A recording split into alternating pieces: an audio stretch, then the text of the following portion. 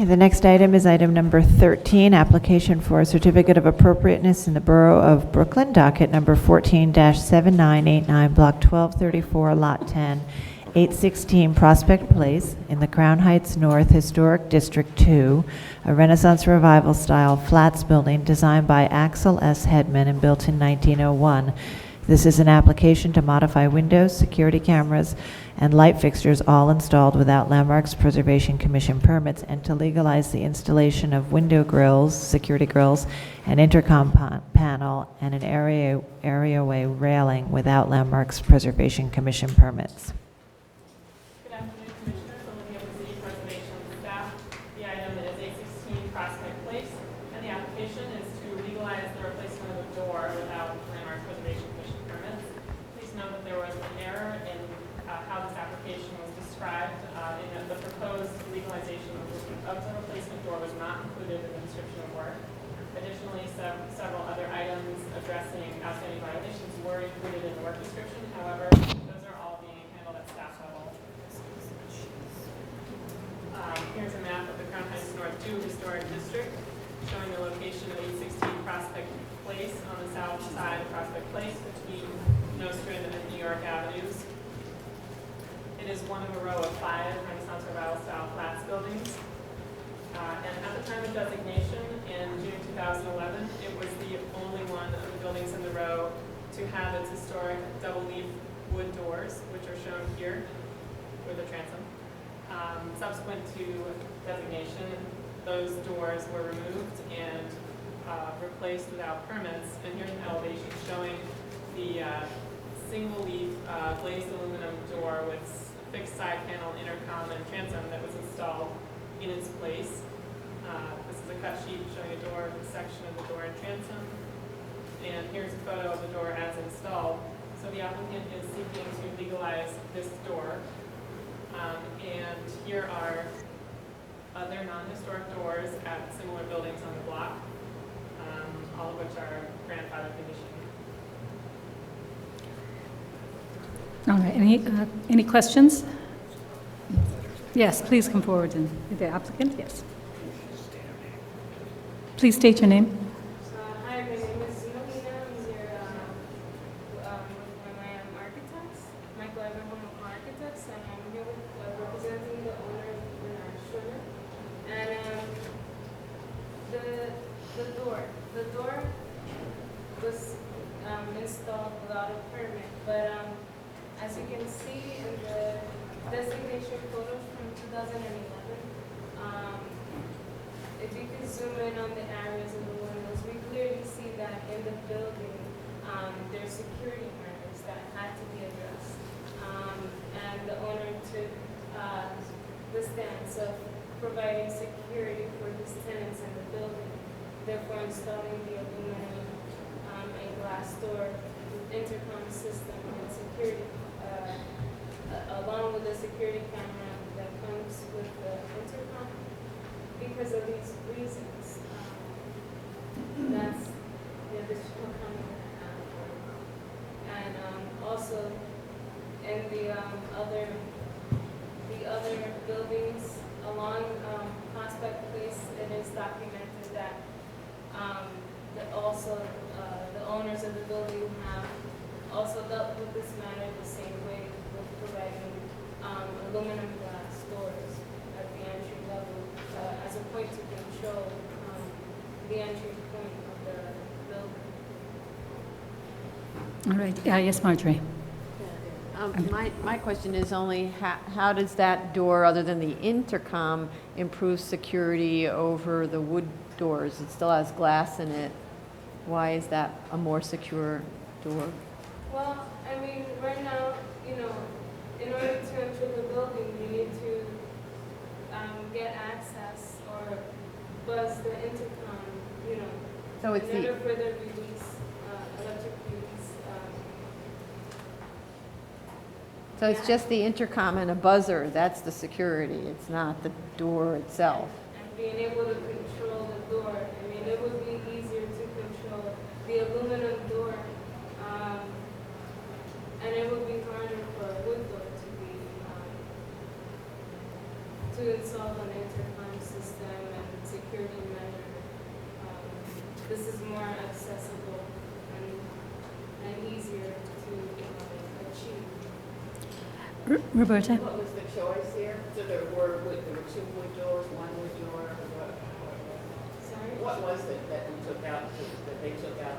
There were two wood doors? There were two wood Pair, doors. or just one? There was two wood doors originally. And it was the historic doors, I believe. Because in terms of if it's really just the intercom letting people in, it's actually possible to install that like on the side of the door entranceway and still even hook it up to a wood door, to make a wood door, but you can. I think it's very unfortunate, actually, what's been done, given that that they were historic doors, and maybe there's a way of finding a solution that brings back that the kind of doors that were there before, but still allow you to do your security. Yes, you'd like to speak? My name is Bernard Schwimmer, I'm the owner. Yes. Basically, the problem with double doors is since there are two doors and they only open an approximate 18 inches, it's two 24-inch doors, which gives you a full opening of 18 inches. It's very hard to access. 18 inches is too narrow for traffic, say families.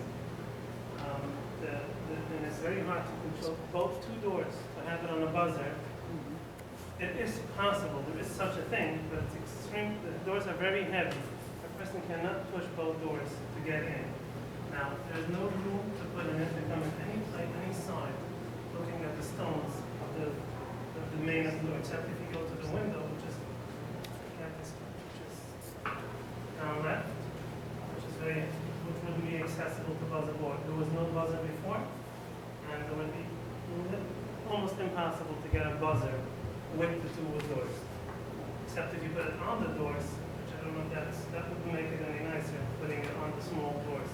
So the security is really an issue. Having both doors, interlocking two doors is very hard.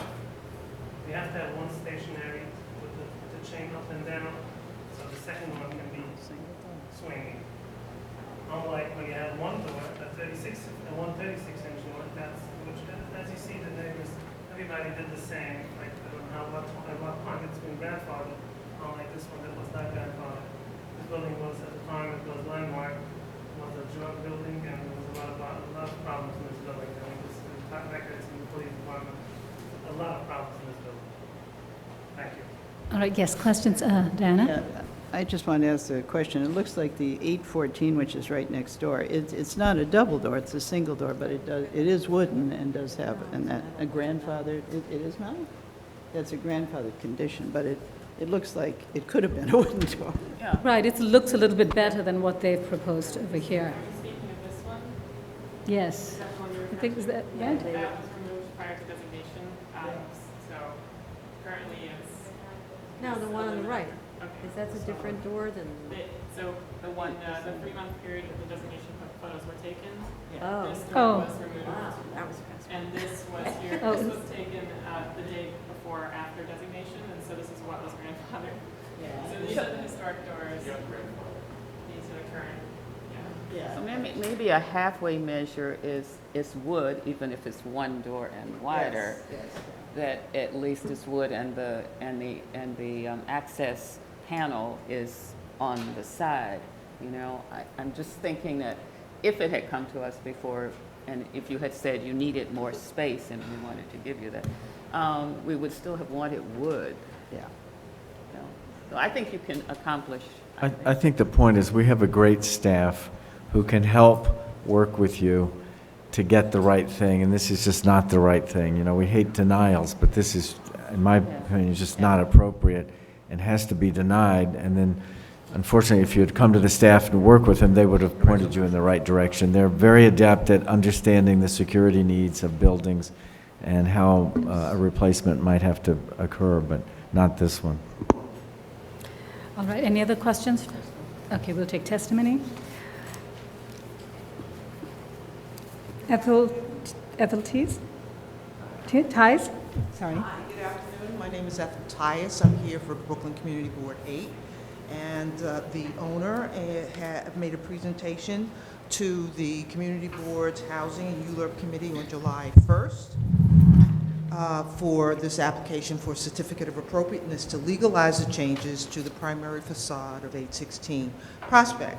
Following the presentation, the committee voted to support the application with the following enumerated conditions where the required appropriateness will be determined with the assistance of LPC. The 6/6 million double-hung windows should be replaced with 1/1 windows. The window security grills should be moved to the inside of the windows. The modern steel and glass entry door should be replaced with a security door appropriate to the silent period of the facade. Been revised prior to this being. Entryway lights should be moved from the decorative stonework to the vertical borders of the entry door's top light. The safety and hand railings for the basement entry should remain and be painted to correspond to the facade color theme. And the security cameras for the entry door should be painted to match the stonework. Please note that the Crown Heights North Association provided a statement indicating that it does not support the application because the owner failed to explain why a permit was not secured, and the colors and the scale of specific aspects of the project are problematic. Given that the full community board is in recess for the summer, notice of the committee's conditional support of the application was sent to the full board and no objections were received. We offer our support on condition that the owner cooperate with LPC in bringing the facade changes into compliance. Based on the Crown Heights North Historic District being included in the National and State Registers of Historic Places, the committee advised the owner of the potential availability of preservation tax credits for substantial structural work through advanced application to the New York State Historic Preservation Office, as well as window-related, weatherization, energy efficiency tax credits and incentives available through NYSERDA. Thank you. Thank you. Maybe we should just clarify the issues regarding what the so- community board reviewed and where the application is now? Yeah, as the application originally came in to legalize a lot of things that had been installed without permits, including the window grills and railings and the windows. And most of those are being resolved at the staff level. They're working with the staff to resolve those. And the one remaining issue that they're not proposing to modify, that they're seeking to legalize, is the front door. Thank you. The next speaker is Barbara Zay.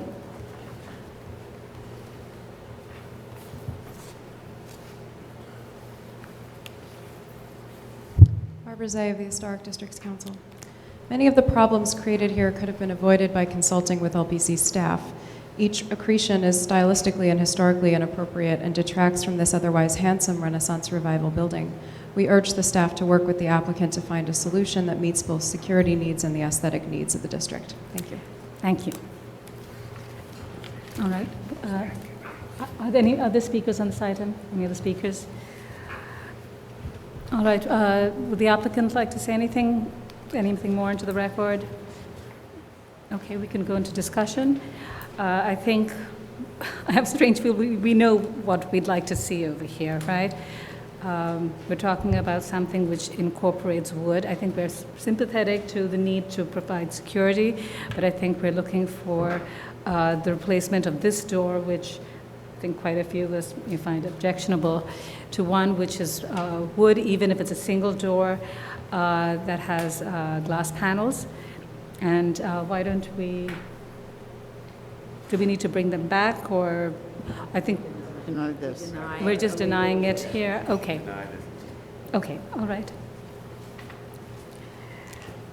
So make a motion to close. All in favor? Aye. All right, so have the deny, yes. Want to read it? Yeah. In the matter of a certificate of appropriateness for 816 Prospect Place in the Crown Heights North Historic District 2, the application is to modify windows, security cameras, and light fixtures, well, all installed without Landmarks Preservation Commission permits, and to legalize the installation of window security grills and intercom panel in an area railing without Landmarks Preservation Commission permits, including a door somewhere in there. I recommend denial, finding that the removal of the door has caused the elimination of significant historic fabric, that the proposed glazed aluminum door with side lights and intercom panel is not in keeping with the age, type, and style of the building in terms of configuration, materials, details, and finish, and that the work detracts from the significant architectural and historic character of the building and the Crown Heights North Historic District. Therefore, I recommend that an appropriate door in terms of material, configuration, details, and finish be installed, ideally wood, with a single door is fine with side panel and intercom. All in favor? All in favor? Right. Any opposed? Motion passes. We're done. We're breaking for lunch. All right, we'll be breaking for lunch.